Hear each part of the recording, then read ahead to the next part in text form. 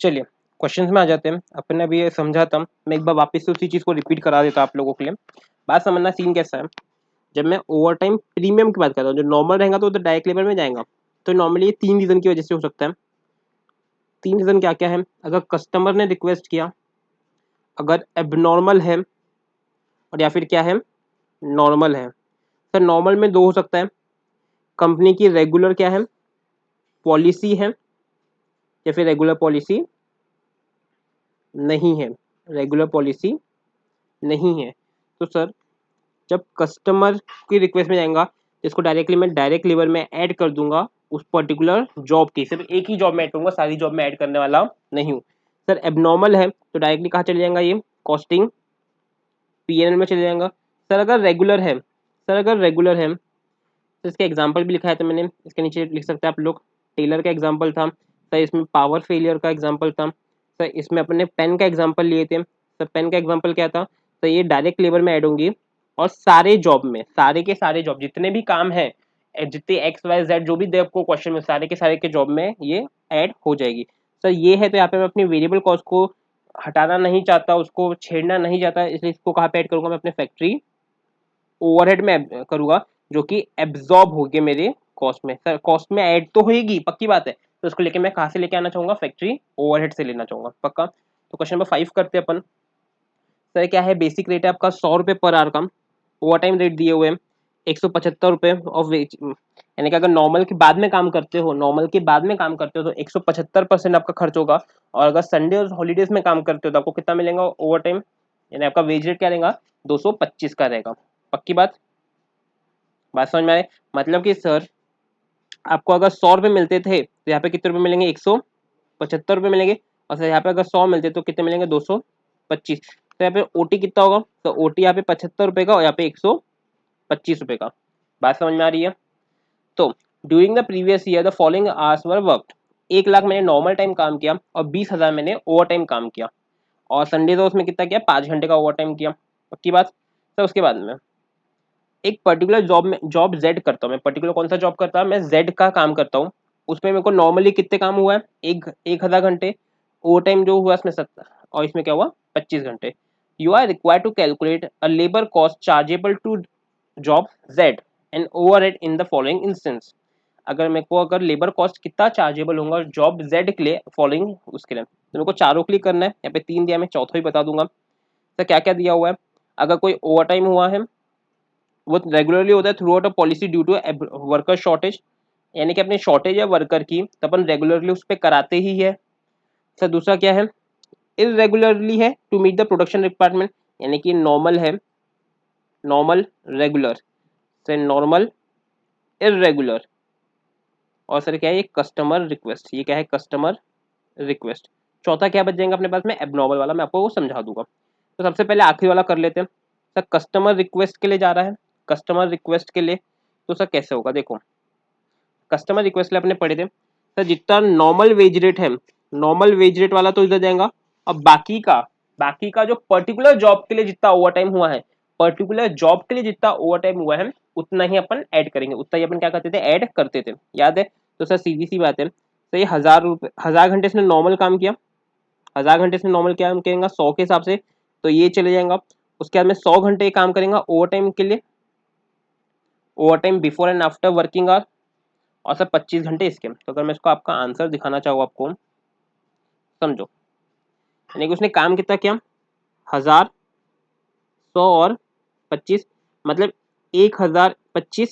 Sir इसके लिए उसको नॉर्मल तो मिलेगा ही टाइम, इसलिए उसको नॉर्मल टाइम मिलेगा कितना, 100 रुपये के रेट से। तो देखो इसने इंटू 100 किया, पक्की बात। और सर इसी का ओवर टाइम प्रीमियम भी मिलेगा, सो पर्टिकुलर जॉब में ही ऐड होगा, मतलब कि 100 रुपये, 100 घंटे का 75 के हिसाब से, और 25 घंटे का 125 के हिसाब से।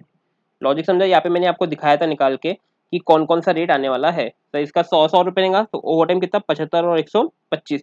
तो यहाँ पे ओवर टाइम कितना हुआ, ये 100 घंटे, तो इसका ओवर टाइम प्रीमियम भी डायरेक्ट लेवल में ऐड होगा, और इसका भी over time premium direct level में ऐड होगा, और बाकी नॉर्मल तो उसको मिलता ही है। तो टोटल कॉस्ट कितनी हो जाएगी डायरेक्ट, यानी कि इतना डायरेक्ट लेबर कॉस्ट होगा, इतना डायरेक्ट लेबर कॉस्ट होगा किसमें, जॉब जेड, अगर कस्टमर की रिक्वेस्ट में होता, अगर किसकी रिक्वेस्ट में होता, कस्टमर की रिक्वेस्ट में होता। पक्की बात। सब मैं दूसरा वाला लूंगा, सब पहला क्यों नहीं ले, सब मेरे को थोड़ा सा वो है, उसको मैं आराम से समझाऊंगा। सर अगर वो इर्रेगुलर है, अगर क्या है वो इर्रेगुलर है और किसके लिए हुआ है, नॉर्मल रीजन की वजह से, नॉर्मल रीजन की वजह से अगर वो इरेगुलर है तो अपन ने समझे थे कि ओटी कहा जाएगा, ओटी प्रीमियम जो रहेगा वो फैक्ट्री ओवरहेड में शिफ्ट हो जाएगा, फैक्ट्री ओवरहेड में। तो यहाँ पे कितने घंटे काम किया उसने, 1125 इंटू 100, मतलब कि 1,12,500 इसका डायरेक्ट लेबर में जाएगा, 1,12,500 कहा जाएगा डायरेक्ट। देखो employ cost chargeable to job Z जाएगा 1,12,500, और जो बचा हुआ ओवर टाइम प्रीमियम जो रहेगा, ओवर टाइम का जो रहेगा क्या प्रीमियम, वो कहा जाएगा फैक्ट्री ओवरहेड में, वो कहा जाएगा फैक्ट्री ओवरहेड में। मतलब कि जैसे यहाँ पे तो ये कहा जाएगा उसके डायरेक्ट कॉस्ट लेबर कॉस्ट में, और जो ये ओवर टाइम प्रीमियम है ओटी प्रीमियम जो है वो कहा जाएगा इसके फैक्ट्री ओवरहेड में जाएगा, कहा जाएगा फैक्ट्री ओवरहेड में। बात समझ में आई, पक्की बात। तो देखो उसने वही किया, 100 इंटू 75 और 25 इंटू 125, समझा। अब सर थोड़ा हार्ड वाले में आ जाते हैं, तीसरा वाला। सर जो तीसरा वाला है उसमें थोड़ी सी वर्किंग रहेंगी ऊपर से लेके, मैं आपको दिखाता हूँ। पहला वाला क्या है कि अगर वो नॉर्मली रेगुलरली होता है जो पॉलिसी के थ्रू होता है, और पॉलिसी के थ्रू होता है तो क्या होगा, तो अपन करते हैं सर। सबसे पहले बेसिक रेज क्या है मेरा, 100 रुपए का मेरे को पता है। तो ओवर टाइम में वेज रेट कितना होगा 175 का, इसमें 75 क्या हो जाएगा आपको ओटी प्रीमियम, और इसमें 225 यानी 125 क्या हो जाएगा ओटी प्रीमियम, जो ऑलरेडी मैं ऊपर डिस्कस कर चुका था। अब देखना, अब सर सारी जॉब में इंक्लूड होगा ये, अगर ये रेगुलर रहता है तो सारी की सारी जॉब में अपन करते हैं, इसमें सारी की सारी जॉब में करते, मतलब कि सर मेरे को यहाँ पे एक नया रेट निकालना पड़ता है सारी जॉब के लिए, मेरे को नया रेट निकालना पड़ता है सारी जॉब के लिए। सर ऐसा क्यों बोला मैंने, मान लो मेरे पास में एक्स वाई जेड 3 अलग अलग जॉब्स होती है, तो सर इसमें मैंने ओवर टाइम किया, इस पे नहीं किया और इस पे किया, ऐसा हुआ, तो सर मैं इन सबको अलग अलग नहीं मानूंगा, इन तीनों को मैं अलग अलग मानने वाला नहीं हूँ। मैं तीनों के लिए ही कौन सा रेट निकालूंगा, एक कॉमन रेट निकालूंगा। मैं तीनों के लिए कौन सा रेट निकालूंगा, एक कॉमन रेट निकालूंगा और उसको सॉल्व करूंगा। बात समझ में, तो सर कॉमन रेट कैसे आएगा, तो ये देखो एक फैक्ट्री है, ये तो सिर्फ पर्टिकुलर जेड के बारे में बताया, पर्टिकुलर जेड के बारे में, लेकिन सर ये तो पूरी सारी जॉब्स के लिए बताया है, ये किसके लिए बताया, सारी की सारी जॉब्स के लिए बताया। तो सर मैं रेट निकालूंगा ये सारी जॉब्स का निकालूंगा, 125 घंटों का रेट निकालूंगा, और फिर जो एक्चुअल घंटे जितने भी काम हुए उससे मैं मल्टीप्लाई कर दूंगा ताकि मेरे को मेरा चार्जेबल अमाउंट मिल जाए। सर कैसे, सर ये 1 लाख घंटे कितने के हिसाब से होंगे, तो 100 रुपए के हिसाब से। सर ये 20,000 घंटे कितने के हिसाब से हुआ हो गया, सर 175 के हिसाब से इंक्लूडिंग ओवर टाइम प्रीमियम, और सर कितने के हिसाब से होंगे 225 के हिसाब से। सर आज अभी दिखाता आपको कैसे होगा। Annual wages for previous normal time यानी 1 लाख इंटू 100, ये आ गया आपका, फिर 20,000 इंटू 175 और 5,000 इंटू 275, मतलब कि 1,25,000 जिसमें ओवर टाइम ऑलरेडी एडेड है, ओवर टाइम प्रीमियम ऑलरेडी जिसमें एडेड है, उसका कॉस्ट कितना होगा 1,46,025,000। इसको डिवाइड कर दूंगा मैं इससे टोटल नंबर ऑफ आवर्स से, किससे टोटल नंबर ऑफ आवर्स से, मेरे को एक रेट मिल गया।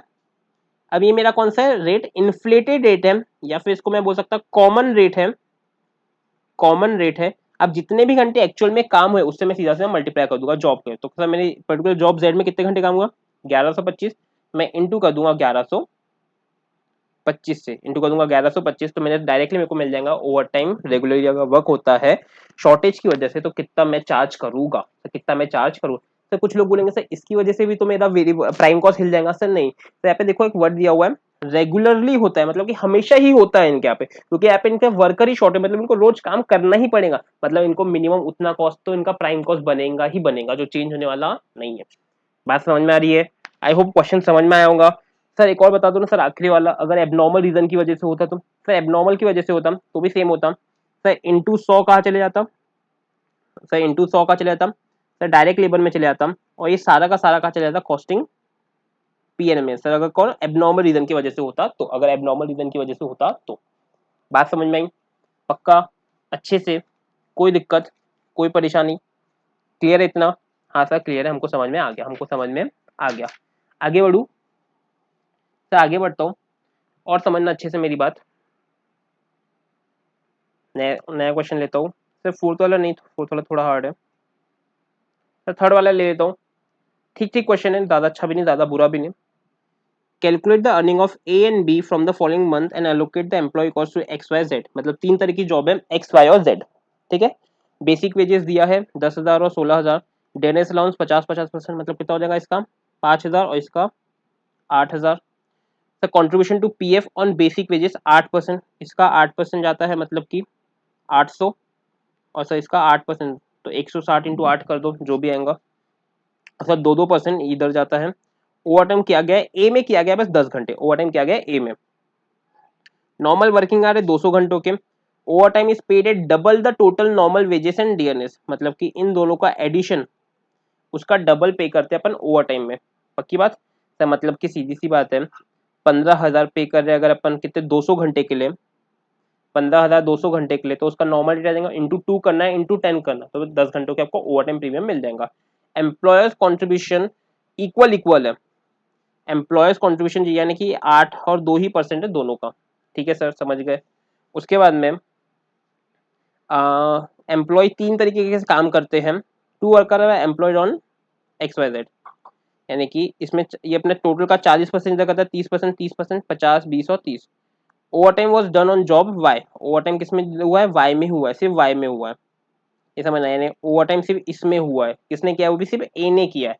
मेरे को निकालना क्या है, ओके कुछ निकालने बोला ही नहीं इसने मेरे को, तो ठीक है सर देखते क्या क्या है। कैलकुलेट द अर्निंग, ऊपर बोला है calculate the earning of A and B from the following month. अब सर यहाँ पे दो तरीके की अर्निंग हो सकती है, मैं आपको पहले ही समझा दूं, दो तरीके की अर्निंग हो सकती है। तो एक ग्रॉस अर्निंग वर्ड दिखेगा आपको आगे, और एक नेट अर्निंग दिखेगा। तो ग्रॉस और नेट, मेरे को बताइए बंदा है, बंदे को 10,000 मिले और 5,000 मिले, इसका पीएफ 2,000 कटने वाला है, पर सर पैसा तो उसी का है ना, पैसा तो वही उसी का है जो एक जगह जमा हो रहा है। तो कमाया कितना उसने, 15,000, कमाया कितना 15,000, लेकिन सर जमा कितना हो गया, 2,000 जमा हो गया, तो सर मिला कितना 13,000। मतलब बेटे 15,000 और कुछ नहीं है, उसका ग्रॉस इनकम है जो उसने कमाया है, लेकिन उसी की कुछ सेविंग कहीं पे जमा हो गई, तो उसको नेट में पैसा कितना मिला, बस 13,000 मिला। तो इसका क्या हो जाएगा, ये नेट इनकम हो जाएगी। बात समझी क्या सर। एम्प्लॉयज कॉन्ट्रीब्यूशन सर वो तो कमाया ना, तो वो भी ऐड होगा ग्रॉस में, पक्की बात। चलिए सर आ जाते हैं अपन। सर तो मैं अर्निंग निकालने के पहले मेरे को देखना पड़ेगा कि उसका ओवर टाइम मैं किस तरह से एडजस्ट करता हूँ। तो ओवर टाइम से वाई के लिए किया गया है, तो मैं उसको ऐड कर दूंगा। सर ये दिया है 10,000 और 16,000, डीएनएस अलाउंस का 5 और 8 अपन ऑलरेडी निकाल चुके थे। अब ये नीचे वर्किंग नोट में दिया है, उसको देखते हैं, पहले निकाल सीखते हैं कि उसने किस तरीके से वो किया है। वर्किंग नोट में आ जाओ, ठीक है। सबसे पहले तो ओवर टाइम मेरे को बताओ, मेरे को उसने बोला डबल द रेट, मेरे को normal wages plus DNS allowance का पे करते हैं और डबल से करते हैं। मेरे को बताओ उसको 15,000 मिले, ए को 10,000 और ये 5,000, तो ये 10,000 और ये 5,000, तो कितने घंटों के मिले, 200 घंटों के। तो डिवाइड करो पहले, तो डिवाइड करेंगे, तो एक सेकंड कैलकुलेटर निकाल लेता हूँ मैं अपना। 15,000 डिवाइड बाय 200, 15,000 डिवाइडेड बाय 200, तो 75 का रेट आ रहा है। तो 75 पर आवर, पर ओवर टाइम में तो डबल हो जाएगा, मतलब कितना हो जाएगा 150, और कितने घंटे 10 घंटे, मतलब ओवर टाइम कितना मिल जाएगा उसको 1,500 रुपए का मिल जाएगा। ओवर टाइम कितने का मिल जाएगा 1,500 रुपए का। कोई दिक्कत सर, क्या किया अपने सर, 15,000 रुपये मिलते उसको नॉर्मल वेजेस, कितने घंटे के 200 घंटे के, तो रेट कितना होगा 75 रुपये। तो ओवर टाइम इसका डबल मिलता है, तो डबल कितना होगा 75 इंटू 2 मतलब कितना 150। तो कितने घंटे ओवर टाइम किया 10 घंटे, मतलब रेट कितना हो जाएगा 1,500 रुपये, रेट कितना हो जाएगा 1,500 रुपये। तो यही दिया हुआ है आपको, सही फॉर्मूले वॉर्मूले से निकाला है फालतू, 1,500 आ गया, मेरे को इतना पता है 1,500 मेरा भी आ गया था। ठीक है सर आगे बढ़ जाते हैं। अब सर देखना, तो बेसिक वेजेस इतना मिला, 5,000 ये मिला, तो ओवर टाइम मिला, इसको मिला नहीं।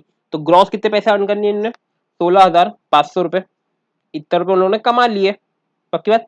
लेकिन सर 16,500 कमा तो लिए, लेकिन इसमें से इनका कुछ कटेगा पैसा, तो कटेगा किस नाम से, प्रोविडेंट फंड, और ये तो ये कितना, तो इसका 8%, तो इसका 8%, तो देखो कितना आ रहा है, तो 800 1280, तो 16,000 का 8% निकालोगे तो उतना ही आएगा 1280। और सर फिर ये 10,000 का 2%, 200 रुपये, और सर ये 16,000 का 2%, 320 रुपये, तो नेट वेजेस कितने हो गए इनकी 15, और इतना समझाइए। सर ये होगा किसके रिस्पेक्ट में, तो इधर लिखना ये एम्प्लॉय एंगल कि बंदे को कितने पैसे मिले उसके हिसाब से बनाया अपन ने। सर अब दूसरा स्टेटमेंट बनाते हैं, कॉस्ट टू कंपनी, कंपनी को कितनी कॉस्ट का पड़ा हो बंदा, सीटीसी।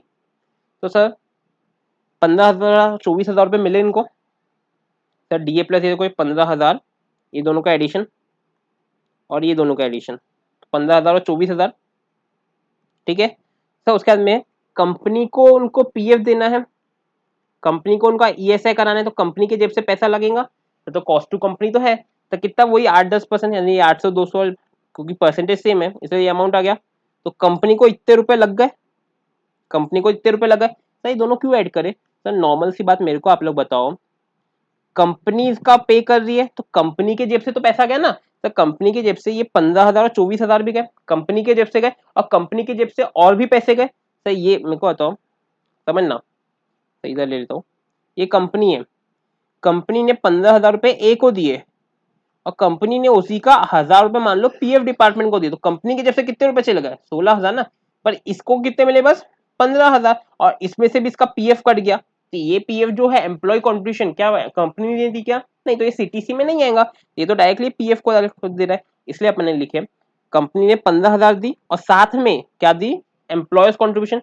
तो ग्रॉस वेजेस कितनी हो गई कंपनी के लिए? 16,000 और 2500 600, और डिवाइड बाय नॉर्मल वर्किंग 200 है, तो रेट कितना गया? 80 रुपए और 128 रुपए। समझा ये? पक्की बात। तीसरा है अलोकेशन ऑफ जॉब्स, जो अपने देखे थे 40% काम कर रहा, 40 30 30 और 50 20 और 20, तो इस हिसाब से बांट देंगे। सर मेरे को बताओ कैसे बांटेंगे? तो पहले ऑर्डिनरी वेजेस, कितनी ऑर्डिनरी वेजेस की? पहले वाले की, वर्कर ए की 16,000 रुपये ऑर्डिनरी कमाता है वो। ऑर्डिनरी कितना कमाता है? 16। सर पर कमाता तो ये भी है ना सर, ग्रॉस वेजेस तो यहाँ पे भी अपन ने निकाले थे 16,500। सर ये क्या है? सर नहीं, सब जब जॉब में अलोकेशन की बात होगी, जब कॉस्ट को मैं बांटूंगा जॉब्स में, तो ये जॉब्स किसकी है? कंपनी की। तो ग्रॉस वेजेस जो कंपनी ने इनको दिए, ग्रॉस वेजेस जो कंपनी ने इनको दिए सर, मैं वाली लूंगा सर, इसलिए मैंने यहाँ पे 16,000 लिया। लॉजिक समझ में आ रहा है? तो इसीलिए मैंने कितना लिया यहाँ पे? 16,000 लिया, नहीं तो मैं कितना लेता? 16,500। सर बंदे को जो बंदे के हिसाब से चेक कर रहे हैं, तो उसने कितने कमाया? 16,500 कमाया, बंदे के हिसाब से 16,500 कमाया सर, लेकिन कंपनी के हिसाब से कितना कमा रहा है वो? 16,000 कमा रहा है। कंपनी के हिसाब से कितना कमा रहा है? 16,000। तो ये एक्सीडेंट स्पॉट है, यहाँ पे गलती कर सकते हो, ये बहुत ज्यादा इंपॉर्टेंट है, यहाँ पे आप गलती करने के चांसेस आपके बहुत ज्यादा बढ़ जाते हैं, बहुत ज्यादा बढ़ जाते हैं, तो इसको आपको ध्यान से करना पड़ेगा। पक्की बात। और सर तो ये उस रेशो में बढ़ जाएगा ऊपर वाले। सर ओवर टाइम तो सिर्फ वाई ने किया, तो सिर्फ वाई में आ जाएगा पक्का। और सर फिर ये 25 600, तो ये भी नॉर्मल रेशो में बढ़ जाएगा, ये वाले 20 50 20 और 30, तो ये मैंने 50 20 और 30 के हिसाब से ही बांट दिया, तो इतना टोटल इतना कॉस्ट चार्जेबल हो जाएगा आपका, चार्जेबल हो जाएगा। बात समझ में आया? सर मेरे को एक चीज आपसे पूछनी है कि ओवर टाइम वाई के लिए हुआ, ओवर टाइम सिर्फ किसके लिए हो रहा है? वाई के लिए। तो मैंने कौन सा वाला अपना ऊपर वाला लिया? तो वो जो थे ना मेरे पास चार चीजें, customer request, eight normal done वाला, तो मैंने कौन सा लिया? सर ये लिया अपन ने एट कस्टमर रिक्वेस्ट। तो ऐसा क्यों? तो क्योंकि अगर स्पेसिफिकली आप क्वेश्चन में दिया, आप एबनॉर्मल मान सकते क्या? नहीं मान सकते। स्पेसिफिकली अगर नहीं दिया तो आप क्या रेगुलर मान सकते क्या? सर नहीं, कुछ दिया नहीं। सर कुछ दिया नहीं तो क्या उसको इरेगुलर मान सकते क्या? सर नहीं मान सकते। सर अगर कुछ नहीं दिया हुआ है तो आपको एट कस्टमर रिक्वेस्ट ही मानना पड़ेगा, एट कस्टमर रिक्वेस्ट ही मानना पड़ेगा। बात समझ में आई? क्वेश्चन समझ में आया? काफी अच्छा क्वेश्चन है, इसको 4 से 5 बार ट्राई करिए खुद से, तभी ये समझ में आएगा, नहीं तो आपके सब कुछ सर के ऊपर जाएगा। तो चीज है यहाँ पे जो मैंने आपको लिखाया, statement of showing earning of worker A and B, ये सिर्फ एम्प्लॉई एंगल से, सिर्फ एम्प्लॉय के बारे में सोच के बनाया गया। और सर जब ये स्टेटमेंट ऑफ एम्प्लॉय कॉस्ट है, जब स्टेटमेंट बना है तो ये एम्प्लॉयर को ध्यान में रख के बनाएगा, किसके? एम्प्लॉयर को, तभी आपको ये समझ में आएगा। पक्की क्या बात है? चलो ये भी क्वेश्चन खत्म होता है अपना। इलस्ट्रेशन 4 बचा है, थोड़ा अजीब सा क्वेश्चन है, मैं बोलूंगा कि ये इजी भी है हार्ड भी है, इसको होमवर्क लिख लो, ट्राई करो खुद से सॉल्व करने का, मजा आएगा, इजी भी लगेगा, कई बार अटकोगे भी तो मैं बाद में आपको बता दूंगा, ठीक है। तो आखिरी के दो क्वेश्चन बचते हैं अपने प्रैक्टिकल वाले, बाकी तो मेरे ख्याल से ऑलमोस्ट मैंने सारे कवर करवा दिए आपको। सर यहाँ पे दो फॉर्मूले बचते हैं मेरे, सही कि प्रैक्टिकल क्वेश्चन ए वाला है, इसको भी लिखो होमवर्क, इसको भी लिखो क्या? होमवर्क, और इसको भी लिखो होमवर्क, खुद से ट्राई करो, दिक्कत जाएंगी तो मुझे बताओ, दिक्कत जाएंगे तो मुझे बताओ। तो दोनों होमवर्क के बाद में अपना ये चैप्टर खत्म हो जाता है यहाँ पे। सर अब आप लोगों के लिए क्या मेहनत है? सर अपने पास जो मिटकई सर की बुक है, उसके क्वेश्चन नंबर 10 से लेके सारे क्वेश्चन सॉल्व करो, उसके क्वेश्चन नंबर 10 से लेके सारे के सारे क्वेश्चन सॉल्व करके दिखाओ मेरे को। सर जहाँ पे दिक्कत आती है मैं उसका आंसर आपको भेज दूंगा, आपको पूरे के पूरे आपको मैं वो करा दूंगा, फिर अगर आपको समझ में नहीं आते तो। आप मेरे को व्हाट्सएप पे पिंग करो, मैं आपको उसके सारे आंसर भेजता हूँ पहले, पर आपको सारे के सारे क्वेश्चन एक साथ करने हैं, पूरे के पूरे क्वेश्चन करने हैं। सर बजट के अपने 5 क्वेश्चन बचे हुए हैं जो नीचे प्रैक्टिकल वाले हैं, पहले आपको वो ट्राई करना है। ट्राई करके आपको जम जाते हैं तो बढ़िया बात है, नहीं तो उसके भी वीडियो मैं आपको प्रोवाइड करूंगा। सर एक चैप्टर बचा है आपका कॉस्ट अकाउंटिंग का, कॉस्ट अकाउंटिंग का चैप्टर बचा हुआ है। इसको मैं धीरे से लेने का ट्राई करूंगा, फिर मैं इसको बाद में शिफ्ट भी कर सकता हूँ कि पहले आप लोग इतना पढ़ लो, फिर अपन लोग चैप्टर को लेंगे, क्योंकि एज सच वो थोड़ा अकाउंटिंग से रिलेटेड है, बहुत ही बच्चों वाला चैप्टर है। एक सिर्फ रिकंसिलेशन उसमें थोड़ा हार्ड पड़ेगा, बाकी वो चैप्टर में कोई भी दिक्कत आपको जाने वाली नहीं है। बेसिक अकाउंटिंग जो बोलते हैं अपन सिर्फ वही होने वाला है उसमें, बेसिक अकाउंटिंग ही होने वाला है। ठीक है, तो यहाँ पे अपने चैप्टर को खत्म करते हैं, और मैं होप करता हूँ कि आप लोग पढ़ रहे होंगे काफी अच्छे से।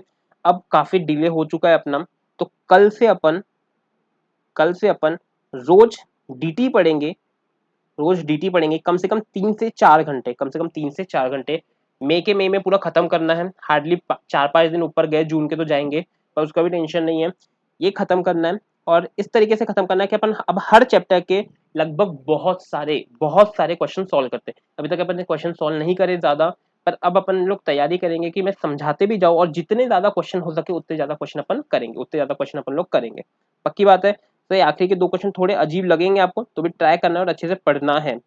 ठीक है, तो यहीं पे मैं इसको खत्म करता हूँ, यहीं पे मैं इसको खत्म करता हूँ। आपकी टेस्ट, अगली बात, सर जो टेस्ट नहीं देगा मैं घर पहुंच जाऊंगा, याद रखना।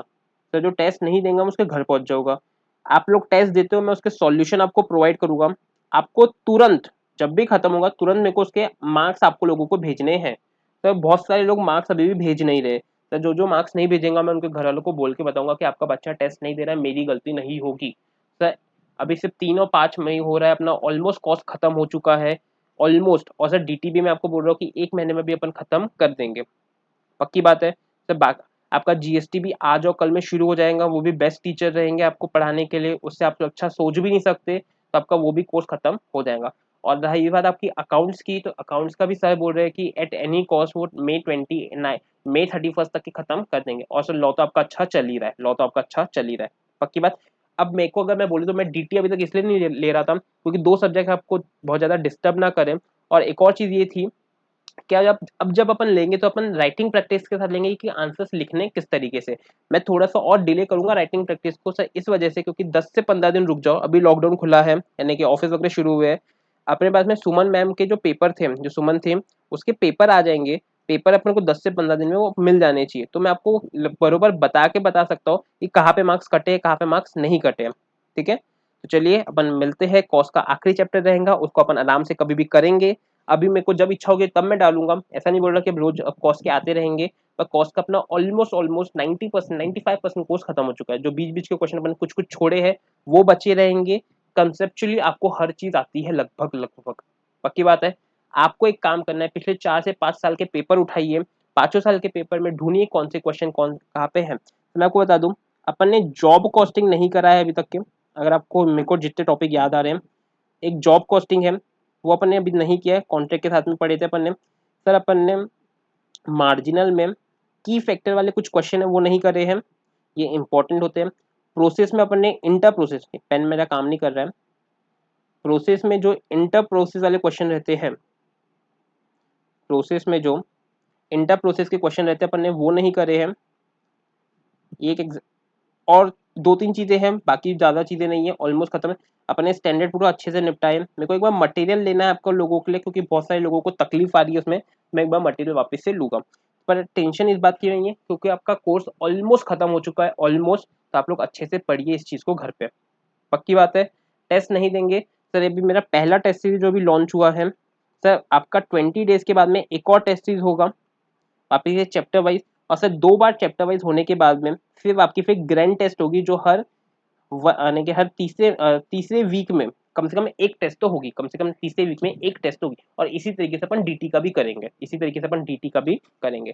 तो आई होप आप लोग अच्छे से पढ़ेंगे, समझेंगे, लिखेंगे, और लिख लिख के ज्यादा प्रैक्टिस करेंगे तो अच्छी बात है। और मेरे को आपसे बहुत ज्यादा उम्मीद है कि आप लोग कॉस्ट में एटलीस्ट एग्जामिशन लाओगे, एटलीस्ट। बाकी तो देखते हैं फिर क्या होता है। चलिए, थैंक यू, गुड बाय।